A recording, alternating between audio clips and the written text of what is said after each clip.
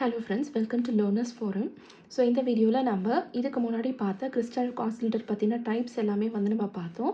So அதுக்கு பேஸ்டான examples எல்லாமே வந்து நம்ம சால்வ் பண்ணி பார்க்கலாம். So first example, a crystal has L is equal to 0.33 Henry, C is equal to 0.065 picofarad, Cm is equal to 1 picofarad, R is equal to 5.5 kilo ohms. Find Fs, Fp, percentage of increase in Fp over Fs and Q factor. So FP FS அப்படிங்கிறது வந்து பார்த்தீங்கன்னா series resonant frequency and parallel resonant frequency. So இதுக்கான formula என்ன அப்படிங்கிறத நம்ம இதுக்கு முன்னாடி பார்த்துருந்தோம். அதை வச்சு நம்ம ஃபர்ஸ்ட் இதை வந்து சால்வ் பண்ணலாம். ஸோ ஃபர்ஸ்ட்டு எஃப்எஸ்ஸை கேல்குலேட் பண்ணுறதுக்கு பார்த்தீங்கன்னா எஃப்எஸ் வேல்யூ வந்து நார்மலைஸ்டு ஃப்ரீக்வன்சி கூட ஈக்குவலண்ட்டாக இருக்கும். So FS is equal to 1 divided by 2π into root of L into C.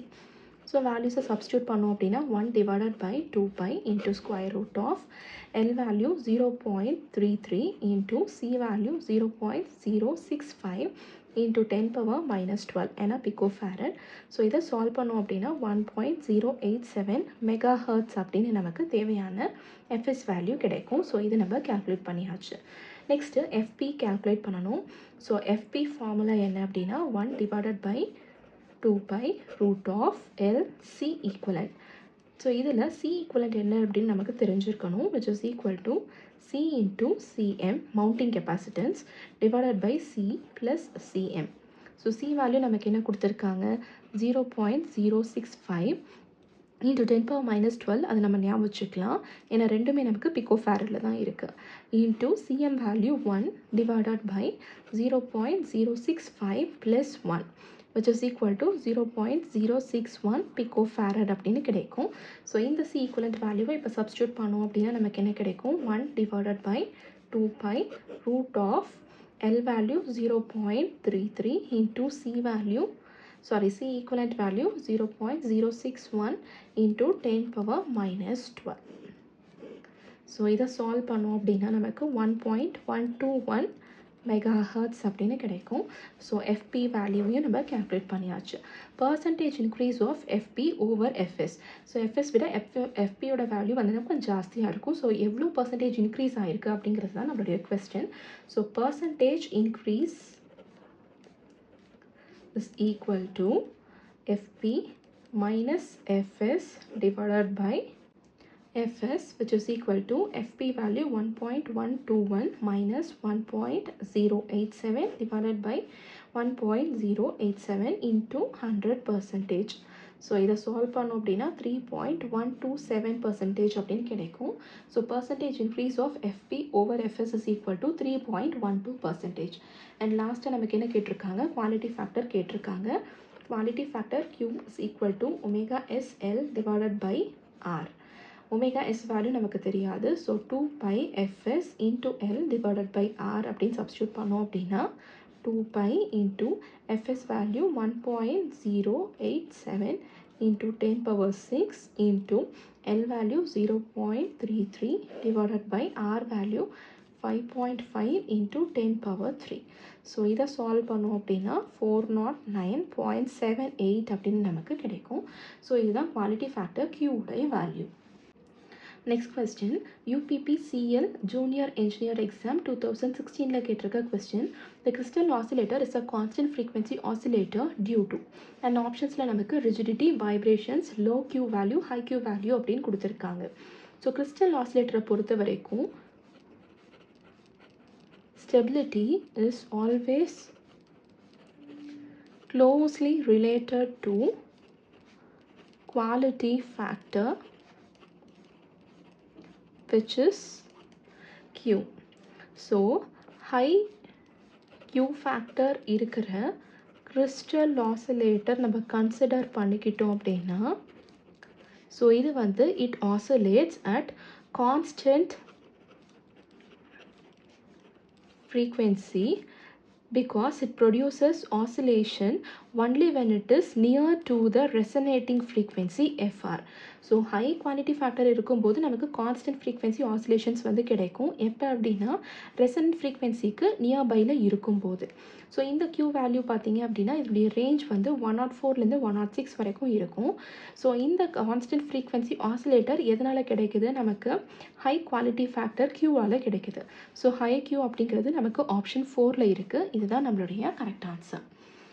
Next question, sub engineer exam 2017 கேட்டிருக்க question, crystal oscillator generates electrical oscillation of constant frequency based on which effect? So crystal oscillator அப்படின்னாலே நமக்கு நல்லா ஞாபகத்து இருக்கணும். அது என்ன அப்படின்னா piezoelectric effect. So piezoelectric எஃபெக்ட்னா பெருசாக ஒன்றும் இல்லை. நம்ம இங்கே ஒரு குவார்ட்ஸ் கிறிஸ்டலை கன்சிடர் பண்ணிவிட்டு இங்கே அதுக்கான 2 ஹோல்டிங் பிளேட்ஸை நம்ம கொடுத்தோம் அப்படின்னா இதுக்கு நம்ம ஒரு மெக்கானிக்கல் ப்ரெஷரை நம்ம கொடுக்கும்போது நமக்கு இந்த ஸ்லாபில் பார்த்தீங்கன்னா ஆப்போசிட் ஃபேஸஸில் நமக்கு இங்கே வோல்டேஜ் வந்து ஜென்ரேட் ஆகும். இதுதான் நம்ம பீசோ எலக்ட்ரிக் எஃபெக்ட் அப்படின்னு சொல்லுவோம். ஸோ இதனால தான் நமக்கு கான்ஸ்டன்ட் ஃப்ரீக்வென்சி ஆசிலேஷன்ஸ் வந்து இந்த கிறிஸ்டல் ஆசிலேட்டரில் கிடைக்குது. ஸோ பீசோ எலக்ட்ரிக் எஃபெக்ட் அப்படிங்கிறது நமக்கு ஆப்ஷன் 3ல் இருக்குது. இதுதான் நம்மளுடைய correct answer. Next question, BSNL junior engineer 2016 கேட்டிருக்க question, crystal oscillator uses silicon crystal, germanium crystal, crystal diode, piezoelectric, quartz crystal. So நம்ம கன்ஸ்ட்ரக்ஷன்லேயே வந்து பார்த்துருப்போம். இந்த மாதிரி ஒரு குவார்ட்ஸ் கிறிஸ்டல் வந்து நம்ம யூஸ் பண்ணிவிட்டு இதை ஹோல்ட் பண்ணுறதுக்கு 2 மெட்டாலிக் பிளேட்ஸ் வந்து நம்ம ஹோல்டிங் பிளேட்ஸாக இந்த மாதிரி யூஸ் பண்ணிப்போம். ஸோ இதுதான் பேசிக்காக ஒரு கிறிஸ்டல் ஆசிலேட்டருடைய கன்ஸ்ட்ரக்ஷன். ஸோ இங்கே நம்ம குவார்ட்ஸ் யூஸ் பண்ணலாம், இல்லைன்னா டர்மலின் எல்லாமே யூஸ் பண்ணலாம். ஆனால் குவார்ட்ஸ் வந்து பார்த்தீங்க அப்படின்னா இன்எக்ஸ்பென்சிவாக இருக்கும் அண்ட் அதே மாதிரி காமனாக நமக்கு அவைலபிளாக இருக்கும். அதாவது ரொம்ப ஆஃபனாக நமக்கு கிடைக்கக்கூடிய எலமெண்ட்டாக இருக்கிறதுனால in comparison with other types of material like tourmaline, quartz தான் நம்ம வந்து ப்ரிஃபர் பண்ணுவோம். ஸோ கொடுத்துருக்க ஆப்ஷனில் பார்த்தீங்கன்னா பீசோ எலக்ட்ரிக் குவார்ட்ஸ் கிறிஸ்டல் அப்படிங்கிறது நமக்கு 4th ஆப்ஷனில் இருக்குது. இதுதான் நம்மளுடைய correct answer. Next question, RRB 2019 கேட்டிருக்க question, crystal oscillators are best suitable for use in timing elements, moment elements, speed elements and temperature elements. So crystal ஆசிலேட்டர்ஸில் நம்ம பார்த்தீங்க அப்படின்னா ஸ்டெபிலிட்டி மெயின்டைன் பண்ணும்போது அதாவது நமக்கு கான்ஸ்டன்ட் ஃப்ரீக்வென்சியில் ஆசிலேஷன்ஸ் எல்லாமே வந்து கிடைக்கும். ஸோ கான்ஸ்டன்ட் ஃப்ரீக்வென்சியில் கிடைக்கும் போது இந்த பர்டிகுலர் ஆசிலேட்டர்ஸ் வந்து ஹைலி அக்யூரேட்டாக இருக்கும் and it generates precise timing signals. So timing எல்லாமே கரெக்டாக இருக்கிறதுனால தான் வாட்சஸ் இந்த மாதிரி நிறைய இடத்துல வந்து நம்ம கிறிஸ்டல் ஆசிலேட்டர்ஸை வந்து யூஸ் பண்ணுறோம். ஸோ டைமிங்கை பேஸ் பண்ணி இருக்கிறதுனால கொடுத்துருக்க ஆப்ஷனில் பார்த்தீங்கன்னா டைமிங் எலிமெண்ட்ஸ் அப்படிங்கிறது நமக்கு ஆப்ஷன் 1ல் இருக்குது. இதுதான் நம்மளுடைய correct answer. Next question, UPPSC AE exam 2020 கேட்டிருக்கிறது, in a crystal oscillator crystal has thickness of T. If you reduce T by 1%, what happens to frequency F? So relation between crystal oscillator frequency and thickness எடுத்துக்கிட்டோம் அப்படின்னா frequency is inversely proportional to thickness of the crystal T. So 1/T அப்படின்னு நமக்கு கிடைக்கும். So இங்கே நமக்கு 2 frequency 2 thickness. ஏன் அப்படின்னா first thickness வந்து நமக்கு T அப்படின்னு இருக்கும். இப்போ நம்ம திக்னஸை வந்து 1% கம்மி பண்ணுறதுனால நம்ம T1 T2 அப்படின்னு எடுத்துக்கலாம். அண்ட் அதே மாதிரி இனிஷியலாக இருக்க ஃப்ரீக்வென்சி 1 அண்ட் புது ஃப்ரீக்வென்சி 2 இருக்கிறதுனால F1 F2ன்னு எடுத்துக்கலாம். அப்போ நமக்கு ரிலேஷன் எப்படி கிடைக்கும் அப்படின்னா F1 divided by F2 is equal to T2 divided by T1. அப்போ தான் நமக்கு இன்வர்ஸ்லி ப்ரொபோர்ஷனலாக இருக்கும். ஸோ இப்போ F1 divided by F2 is equal to நம்ம இப்போ வந்து திக்னஸை 1% கம்மி பண்ணியிருக்கோம். So 0.99 T1 divided by T1 அப்படின்னு நமக்கு கிடைக்கும். ஸோ இந்த கண்டிஷனில் F2 வேல்யூ என்ன நமக்கு கிடைக்கும் அப்படின்னா 1.01 F1 அப்படின்னு நமக்கு கிடைக்கும். ஸோ பர்சன்டேஜ் சேஞ்சை நம்ம கேல்குலேட் பண்ணோம் அப்படின்னா it is equal to F2 minus F1 divided by F1 into 100%. So F2 value 1.01 F1 minus F1 divided by F1 into 100%. So இதில் காமனாக F1 எடுத்து கேன்சல் பண்ணிவிட்டு ரிமூவ் பண்ணோம் அப்படின்னா அப்போ நமக்கு என்ன கிடைக்கும், ஜஸ்ட் 1% அப்படின்னு கிடைக்கும். ஸோ 1% அப்படிங்கிறது நமக்கு ஆப்ஷன் 3ல் இருக்குது. இதுதான் நம்மளுடைய கரெக்ட் ஆன்சர். ஸோ இன்க்ரீஸ் ஆகுது அப்படிங்கிறது தான் நம்ம இங்கே பார்த்துருக்கோம். அதனால் இன்க்ரீஸ் பை 1% அப்படிங்கிறது நமக்கு ஆப்ஷன் 3ல் இருக்குது. இதுதான் நம்மளுடைய correct answer. Next question, ISRO exam 2014 கேட்டிருக்க question. A Colpitts oscillator is having tank capacitances of 1 nanofarad and 10 nanofarad, inductance of 0.1 microhenry, gain required by to start oscillating is. So gain வேல்யூவை நம்ம எப்படி calculate பண்ணியிருப்போம் அப்படின்னா C2 divided by C1 அப்படின்னு. C2 value நமக்கு 10 nanofarad divided by C1 value 1 nanofarad கொடுத்துருக்காங்க, which is equal to 10.